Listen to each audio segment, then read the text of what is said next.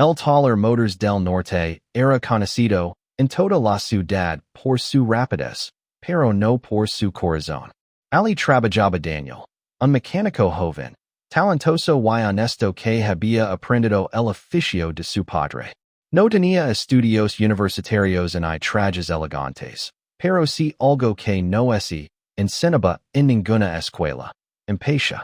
Cada auto que tocaba lo trataba como si fuera de su propia familia, porque para él los vehículos no eran solo máquinas, eran historias sobre rutas. Aquella mañana gris y lluviosa parecía como cualquier otra. Clients apurados, motors abiertos, olor a receipt y el jefe caminando con su traje impecable dando órdenes sin siquiera mirar a los empleados a los ojos.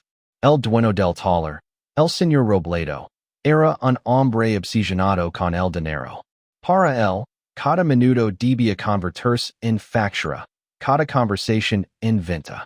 Cerca del mediodía, un viejo automóvil azul, oxidado y ruidoso, entró al taller con dificultad. El motor toja como si estuviera a punto de rendirse.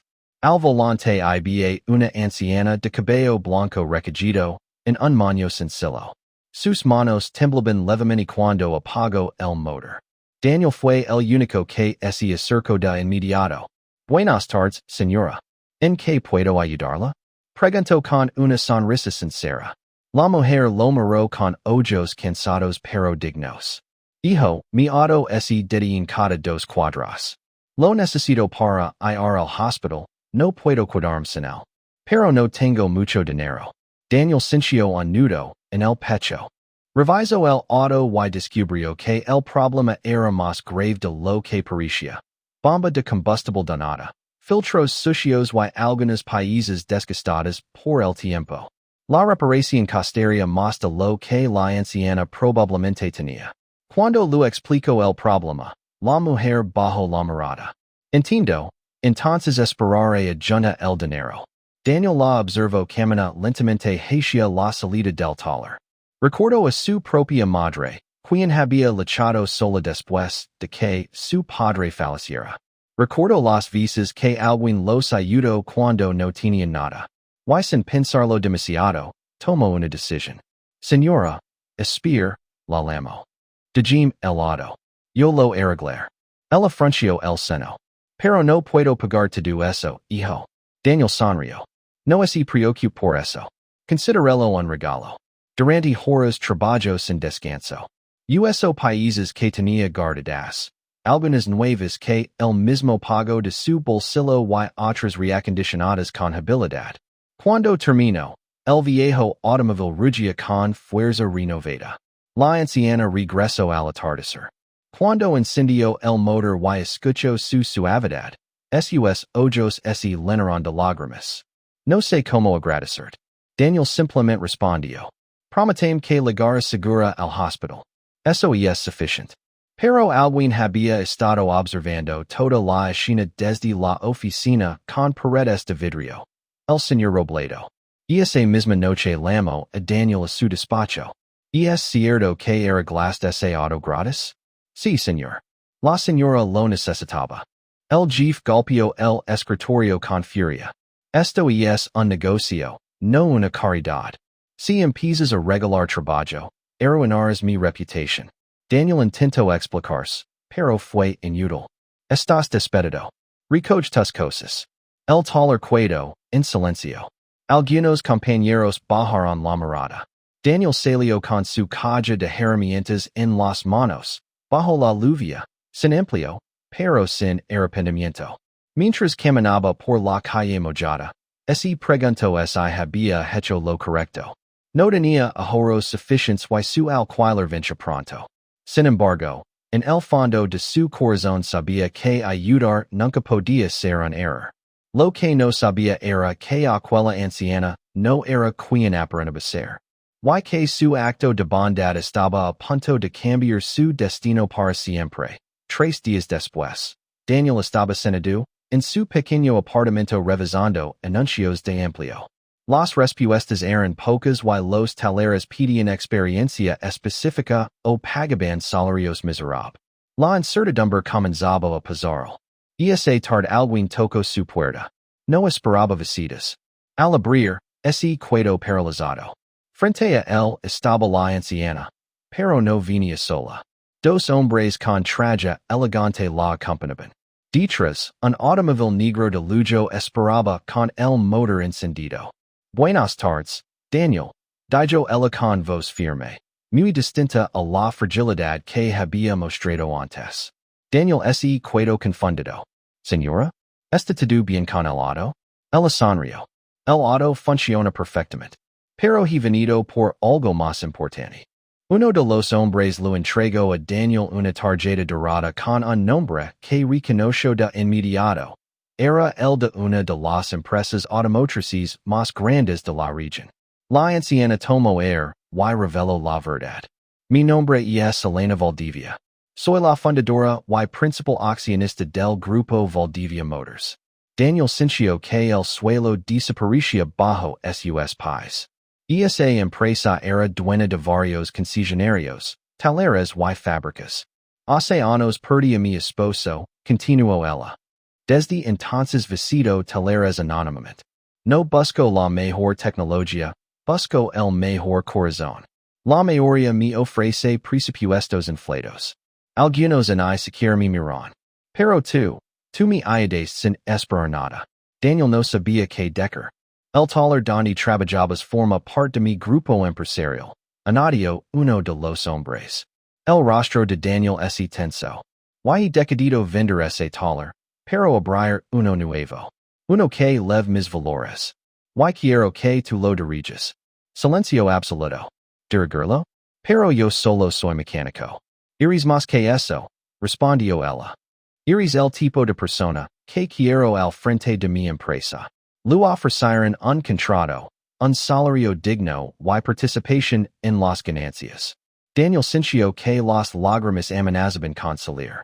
Todo había cambiado en cuestión de segundos. Semanas después, el nuevo taller abrió sus puertas bajo un nombre diferente. Motors con alma. Daniel no solo lideraba el lugar, sino que implementó un programa para ayudar gratuitamente a personas mayores con recursos limitados. El señor Robledo observó desde lejos como su antiguo empleado ahora aparecía en periódicos locales como ejemplo de liderazgo y humanidad. Un día, la anciana regresó al taller, esta vez sin disfraz. Sabía que no me había equivocado contigo, le dijo.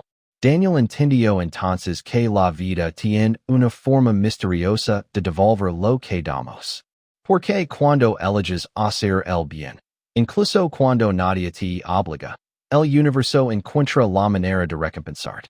Y así, aquel mecánico que fue despedido por Bondad terminó convirtiéndose en el director de un taller que transformó vidas. Si esta historia te inspiró, suscríbete al canal. Comparte este video y deja un comentario diciendo, la bondad siempre regresa. Tu apoyo nos ayuda a seguir creando historias que tocan el corazón. El taller mecánico, hermanos Ruiz, no era un lugar elegante. Las paredes estaban manchadas de aceite, el suelo crujía bajo el peso de los autos y el ruido constante de motores formaba parte del ambiente como si fuera música permanente. Ali trabajaba Mateo, un joven mecánico de 28 años que había heredado la pasión por los motores de su abuelo. No era el mejor pagado, ni el más antiguo, pero sí el más dedicado. Para él, cada cliente era una historia, no solo una factura. Aquella mañana el cielo estaba gris, amenazando lluvia. Los clientes iban y venían con prisas, y el dueño del taller, don Ernesto, caminaba supervisando cada detalle con una libreta en la mano. Era un hombre estricto, obsesionado con las ganancias y poco interesado en las circunstancias personales de quienes cruzaban la puerta. A media tarde, un automóvil antiguo color crema entró al taller con dificultad. El motor hacía un ruido extraño, como si estuviera suplicando descanso. Al volante había una anciana de cabello completamente blanco, vestida con ropa sencilla pero limpia. Sus manos temblaban ligeramente cuando apagó el motor. Mateo fue quien se acercó primero. Buenas tardes, señora. ¿En qué puedo ayudarla? Ella levantó la mirada con timidez. Hijo, mi coche se detiene en cada vez que acelero. Lo necesito para ir al hospital, mi tratamiento no puede esperar. Pero no tengo mucho dinero. Mateo sintió un peso en el pecho. Abrió el capo y comenzó a revisar. Lo que encontró no era un simple ajuste. La bomba de gasolina estaba dañada, varias mangueras estaban agrietadas, y el sistema eléctrico necesitaba atención urgente. Era una reparación costosa. Don Ernesto se acercó y miró por encima del hombro. Eso no baja de $800, dijo sin rodeos. La anciana palideció. No tengo esa cantidad, puedo pagarlo poco a poco. Don Ernesto negó con frialdad. Aquí no damos crédito. Mateo vio como la mujer bajaba la cabeza, avergonzada. La imagen lo recordó a su propia madre cuando pedía pesos en el mercado después de que su padre falleciera. Algo dentro de él se negó a permitir que esa historia se repitiera. Dijime el auto, señora, dijo con firmeza. Yo me encargo. Don Ernesto lo miró con desconfianza. ¿Qué significa eso? Significa que yo lo arreglar. ¿Y quién lo voy a pagar? Mateo respiró hondo. Yo. El silencio cayó pesado en el taller. Don Ernesto lo llevó a la oficina. Aquí no hacemos caridad. Si empiezas a regalar trabajo, los clientes quieren lo mismo. No lo hago por publicidad, jefe. Lo hago porque ella lo necesita. El dueño golpeó el escritorio. Este es mi negocio. Mateo no respondió. Salió. Se puso los guantes y comenzó a trabajar. Uso países recicladas en perfecto estado. Compró una bomba nueva con sus ahorros y pasó horas concentrado, ignorando las miradas de sus compañeros. Al anochecer, el automóvil estaba listo. Funcionaba mejor que antes. La anciana regresó con paso lento. Cuando encendió el motor y escuchó el sonido suave y estable, sus ojos se llenaron de lágrimas. ¿Cuánto le debo? Mateo sonrió. Nada. Solo prometeme que llegará segura a su tratamiento. Ella tomó su mano. El mundo necesita más personas como tú. Pero Don Ernesto había observado todo. Esa misma noche llamó a Mateo a su oficina. ¿Estás despedido? ¿Por ayudar? ¿Por desobedecer? Mateo recogió sus herramientas bajo la lluvia. Camino a casa con el corazón tranquilo, pero con el futuro incierto. No sabía que ese acto cambiaría su vida. Porque esa anciana no era simplemente una paciente necesitada. Y pronto, la verdad saldría a la luz. 3 días después, Mateo estaba sentado en su pequeño apartamento revisando ofertas de empleo. Las respuestas eran pocas. La duda comenzaba a aparecer.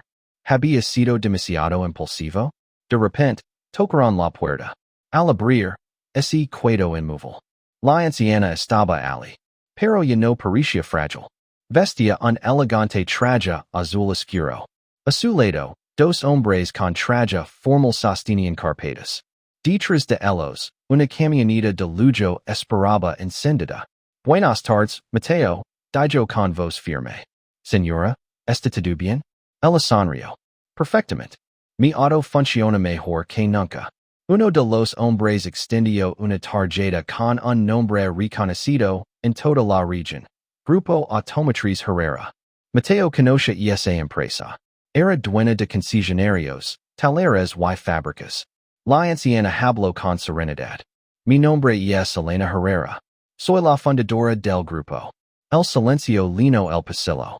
Hace años decidí visitar mis propios talleres sin que supieran quién soy. Quería descubrir cómo trataban realmente a las personas. Mateo sintió un escalofrío. El taller donde trabajabas es una de mis franquicias. Los ojos de Mateo se abrieron. Y lo que ese día me confirmó algo importante, continuó ella. La mayoría de empleados siguen órdenes. Pero pocos siguen su conciencia. Mateo no sabía qué decir. Por eso estoy aquí, Anadio. Voy a cerrar ese taller. Voy a abrir uno nuevo. Quiero que tú lo diriges. Yo? Sí. No necesito solo mecánicos expertos. Necesito líderes con valores. Lu ofrecieron un contrato, participación en ganancias y capacitación empresarial completa. Mateo apenas podía creerlo. Semanas después, abrió el nuevo taller bajo el nombre Motors con Corazón.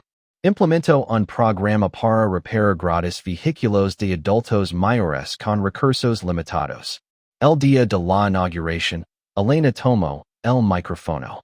Este lugar existe porque un hombre decidió hacer lo correcto, incluso cuando sabía que podía perderlo todo.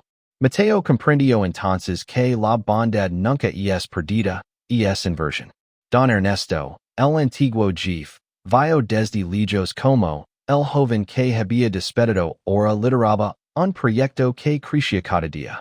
La anciana se acercó a Mateo al final del evento. La riqueza verdadera no está en el dinero, la dijo, sino en el carácter. Mateo sonrió, porque entendió que su mayor recompensa no era el cargo en el salario. Era haber permanecido fiel a sus valores. Y así, el mecánico despedido por ayudar terminó transformando no solo su destino, sino el de muchos más. Si esta historia tocó tu corazón, suscríbete al canal, activa la campana y comparte este video. Historias como esta nos recuerdan que hacer el bien siempre regresa multiplicado.